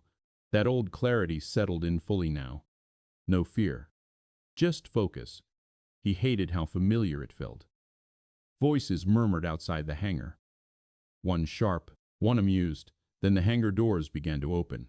Slow, deliberate. Marcus watched through a narrow gap between panels. 3 men entered. Not rushed, not armed visibly. That mattered. People who expected resistance came loud. These men expected compliance. One of them smiled when he saw the jet lit up. Looks like you fixed it, he said casually. Celeste didn't stand. She didn't react. She just looked at him. You shouldn't be here, she said. The man laughed softly. You always say that. Marcus's jaw tightened. The voice was different, but the cadence wasn't. The man stepped closer. He was older than Marcus expected. Gray at the temples. Expensive shoes worn like armor. You don't recognize me, the man said, reading her face. That's good. Claire liked faces that blended. Celeste's eyes hardened. You're not him. The man smiled wider. No, I'm what came after. Marcus's fingers tightened around the tool in his hand. The man's gaze drifted toward the jet, then back to Celeste. Hand it over, he said calmly. And this all ends. Celeste didn't answer. The man tilted his head. You don't need to be brave anymore. Marcus stepped out of the shadows. Yeah, Marcus said quietly. She does. All 3 men turned. Surprise flickered. Not panic. Recognition. The older man squinted. I know you. Marcus nodded. You should. The man's smile faded. You were supposed to be gone. I was, Marcus said. Then you threatened my kid. The air shifted. The man's expression hardened. That was leverage. Marcus took another step forward. That was a mistake. The man studied Marcus for a long moment. Then he nodded once. Kill him, he said casually. The world narrowed. Marcus moved. Not fast, precise. The first man never finished drawing. The second stumbled back, surprised more than hurt. The third ran. Aaron's team surged in from the sides. Clean. Efficient. No shouting. It was over in seconds. When it ended, the hangar was quiet again. Too quiet. Marcus stood still, breathing controlled, hands steady. He felt the weight settle afterward. The familiar hollow. Celeste stood frozen, staring at the man on the floor. Marcus walked to her slowly. It's done, he said. She looked at him, eyes glassy but dry. Is it? She asked. Marcus didn't lie. No, he said. But it started. Sirens sounded in the distance. Not close. Not yet. Celeste closed her eyes briefly. What changed? She asked. Marcus looked at the jet, then at the hangar, then at her. I stopped running, he said. She nodded slowly. Outside, the night kept moving. Marcus knew he'd never be invisible again. But as he pulled his phone out and saw a message from Aaron, Your son is safe. still sleeping. He felt something loosen in his chest. Not peace, but enough. Marcus didn't move right away after reading the message. He stared at the screen until it dimmed, then tapped it awake again just to make sure the words were still there, like they might vanish if he didn't keep looking. Your son is safe. Still sleeping. His shoulders loosened slightly. Not all the way, not even close, but enough that he could breathe without feeling it scrape. Celeste was still staring at the man on the floor. He wasn't dead. Not yet. Marcus had made sure of that without thinking about it. Old instincts. You kept people alive when you needed answers. You kept them alive when you weren't ready to live with the alternative. The man's cheek was pressed against the concrete. Blood pooled slowly near his mouth, thin and dark. His breathing was shallow, uneven. He tried to lift his head, failed, then laughed softly like it amused him. Celeste's voice came out low. "What is he?" Marcus didn't answer. He walked closer to the man and crouched beside him. The man's eyes flicked up. They were clear. Too clear for someone bleeding like that. He smiled with one side of his mouth. "You always were careful," he rasped. Marcus leaned closer. "Name." The man coughed, spit, and blood mixing. "You don't get to ask me for names." Marcus didn't react. "You already asked me to disappear once." "I did, and you still came looking." The man's smile widened slightly. "You don't disappear for men like us." Marcus watched his face. The arrogance wasn't performance. It was belief. Celeste stepped closer. Her shoes stopped near Marcus's knee. She didn't look down at the blood. She looked at the man's eyes. "Where is Keller?" she asked. The man laughed again, weaker this time. "Keller," he said, savoring it. "Still haunting you. That's almost poetic." Celeste's voice tightened. "Answer me." The man turned his gaze to her. He studied her like he'd studied her before, like he'd spent time thinking about her. "You still think he's a person," the man whispered. "He's not. He's a story. A name. A mask." Marcus felt something tighten in his chest. The man's eyes shifted back to Marcus. "He taught you that, didn't he?" Marcus didn't answer. Celeste crouched slowly, lowering herself to the man's level. She didn't flinch. She didn't look away. "What do you want?" she asked. "The drive? Fine. Take it. Just tell me why."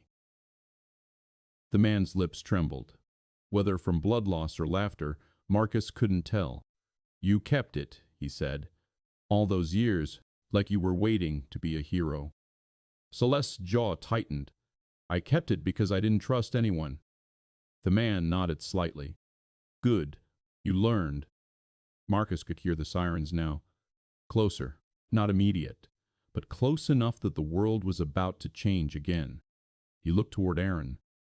Aaron stood near the hangar entrance, one hand pressed to his earpiece, eyes scanning outside. He caught Marcus's look and shook his head once. Subtle. Not police. Not official. Something else. Marcus stood up slowly. Celeste looked up at him. "What is it?" Marcus didn't answer her. He stepped toward Aaron. Aaron spoke quietly. "Two more vehicles approaching. Different direction." Marcus's eyes narrowed. "Same group?" Aaron hesitated. "Not sure."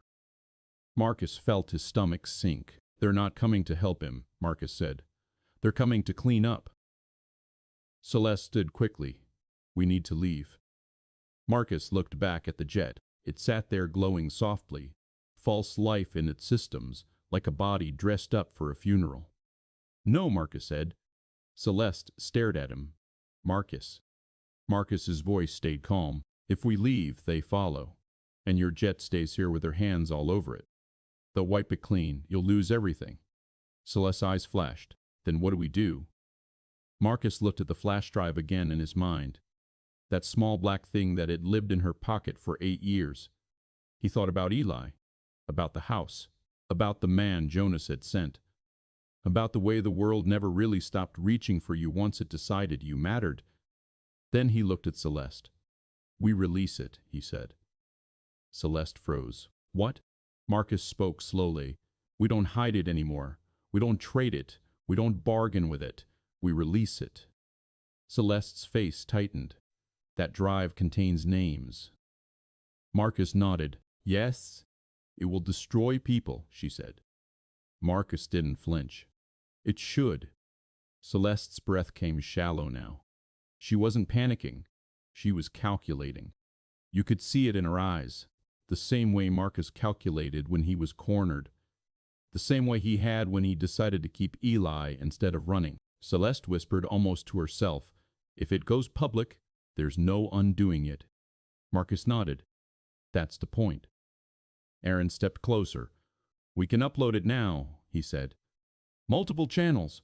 Secure drops. It won't be stopped once it spreads. Celeste stared at Aaron. You can do that? Aaron didn't smile. Yes. Celeste looked back at Marcus. For the first time, her composure slipped, not into fear, into something like grief. Like she was finally admitting what she'd been carrying. You don't understand what's on it, she said. Marcus met her gaze. Then tell me. Celeste's eyes went distant. It's not just Keller, she said quietly. It's judges. It's investigators. It's private security firms. It's men who built their careers on pretending to protect people while selling them. Her voice tightened. It's women who disappeared. It's families that never got answers. It's things I saw that I still can't say out loud without feeling sick. Marcus listened. He didn't interrupt. He didn't comfort her. He just stood there, steady, because she needed something steady. Celeste swallowed. And if I release it, she said, they'll come for me forever. Marcus nodded. Then he said, they already are. She stared at him. He could see it in her face the moment she realized she'd been living like she was delaying the inevitable. But the inevitable had arrived anyway. Celeste's shoulders dropped slightly. Not defeat. Acceptance. She reached into her coat pocket and pulled out a second flash drive. Identical. Marcus blinked. Celeste held it up. There are 2 copies, she said. One is encrypted. One is not. Marcus stared at her. Why? Celeste's voice was quiet. Because part of me always knew I'd have to burn the whole world down to survive it. Aaron took it carefully, like it was fragile. He nodded once. I'll do it. Celeste's eyes stayed on Marcus. Once it's out, there's no quiet life for you either. Marcus didn't look away. There hasn't been a quiet life, he said. Not really. Outside, headlights swept across the hangar doors. The approaching vehicles were close now. The engines sounded heavy, confident. Marcus turned to Aaron. How long? Aaron checked his phone. 2 minutes. Marcus nodded. He walked back toward the man on the floor. The man's eyes were half-lidded now. He was fading. But he still smiled when Marcus crouched beside him. You're too late, the man whispered. Marcus leaned closer. No. The man's smile trembled. You think you can win? Marcus's voice came out flat. I'm not trying to win. The man's brow furrowed. Marcus continued. I'm trying to end it. The man's eyes widened slightly. Marcus stood. Celeste was beside Aaron now. She watched him with a face that was pale and composed and exhausted all at once. The hangar doors shook slightly as someone outside tested them. A guard moved to lock them, but Marcus raised a hand. No, Marcus said. The guard hesitated, looked at Aaron. Aaron nodded. Marcus stepped forward and stood in front of the doors, his posture calm. Celeste's voice came from behind him. Marcus. Marcus didn't turn. He just said, stay back. The doors opened. Cold air rushed in. 2 men entered first. Not the same ones. Different faces. Same confidence. Then a third. This one walked slower. He wore a coat that looked too clean for the environment. His hands were empty. His eyes were sharp. He smiled when he saw Marcus. Marcus Hale, he said softly, still playing protector. Marcus stared at him. He didn't recognize the face, but he recognized the tone, the entitlement, the certainty. The man stepped closer, eyes flicking briefly toward Celeste behind Marcus, then back. We can make this simple, the man said. Give us the drive. Marcus didn't respond. The man sighed lightly, like Marcus was disappointing him. Your son is asleep, the man said, voice gentle. That's a gift. Don't ruin it. Marcus felt his blood go cold. He didn't move, but inside, something tightened so hard it almost snapped. Aaron's phone chimed behind him, a soft sound. Almost nothing. But Marcus heard it. Aaron looked down. His eyes widened slightly. Then Aaron looked at Celeste and gave a single nod. Celeste's face didn't change, but her eyes did. Something eased there.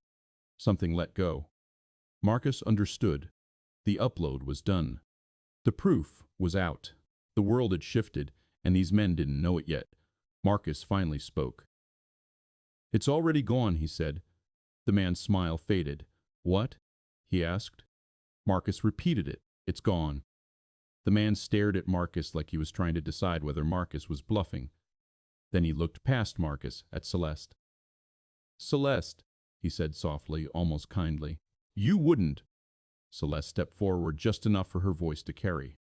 I did, she said. The hangar went still. The man's face changed. Not into rage, into something colder, a kind of disappointment that looked like hatred. You just signed your own death warrant, he said. Celeste didn't respond. Marcus watched the man carefully, watched the way his eyes flicked, calculating, realizing his leverage had just evaporated. Then the man smiled again. And Marcus knew that smile. That smile meant violence. The man raised his hand slightly. One of the men beside him reached into his coat. Marcus moved. It wasn't heroic. It wasn't dramatic. It was automatic. It was automatic. A decision made before thought. He hit the man closest first. Hard. Fast. The second man stumbled back, reaching for something. Aaron's guards surged in. The hangar filled with movement. Grunts, bodies colliding, the sharp sound of fists on bone. Marcus heard Celeste gasp once behind him, but she didn't scream. She didn't run. She stayed. Marcus drove one man into the wall, felt his ribs give slightly. The man folded. Marcus didn't look at him again. He turned toward the one in the coat. The one who'd spoken about Eli. That man was backing away now, eyes wide, no longer calm. You can't do this, he hissed. Marcus stepped forward. The man pulled a gun.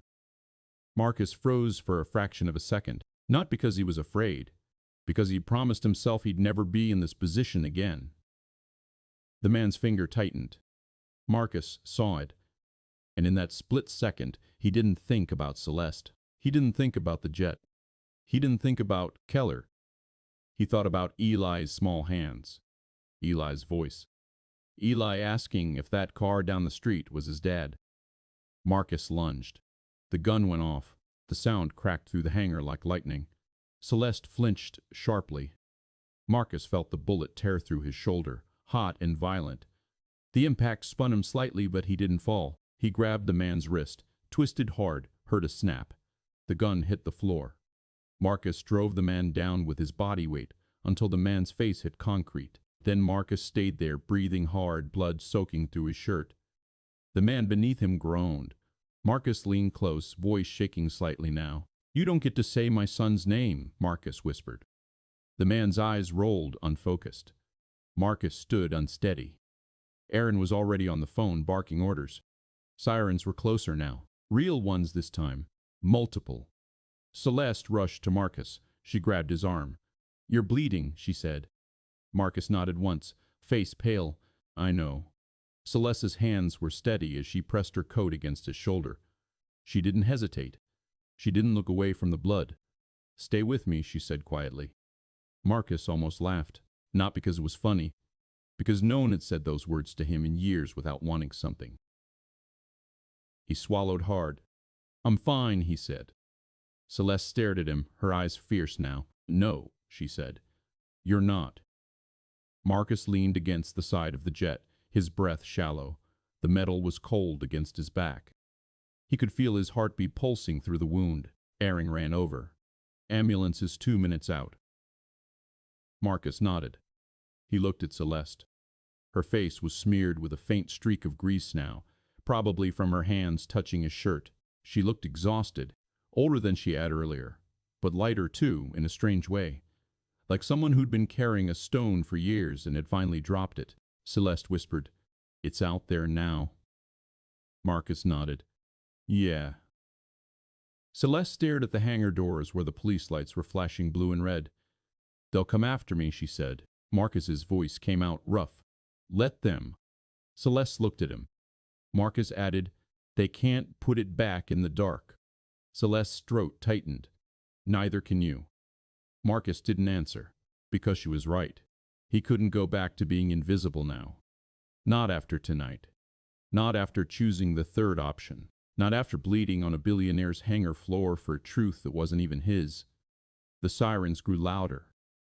The hangar filled with footsteps, voices, commands. Aaron stepped in front of Celeste instinctively, shielding her from the first wave of uniforms and cameras. Marcus watched it all like he was outside his own body. He felt tired, not sleepy, just worn down to the bone. Celeste leaned closer to him, her voice low enough that only he could hear. "I'm sorry about your son," she said. Marcus turned his head slightly. "Don't." Celeste didn't pull back.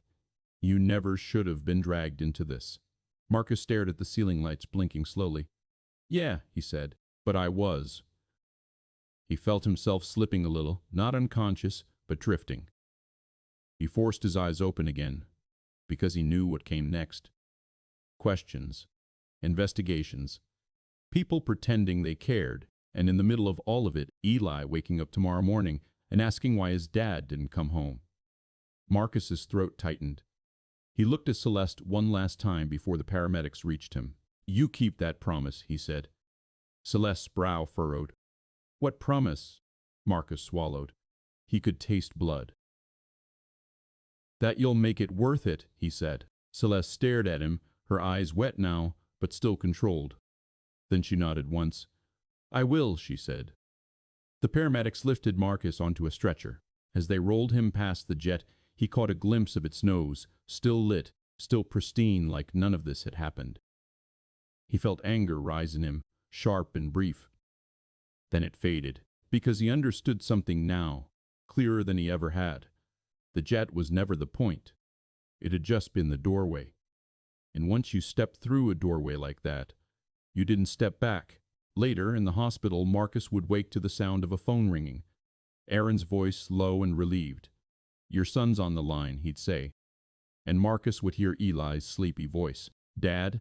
That single word would hurt more than the bullet ever did, because it would remind him that protecting someone didn't end when the danger was gone. It just changed shape, and Marcus would carry that weight the same way he carried everything else. Quietly, not as a hero. Just as a man who had finally stopped pretending he could run forever.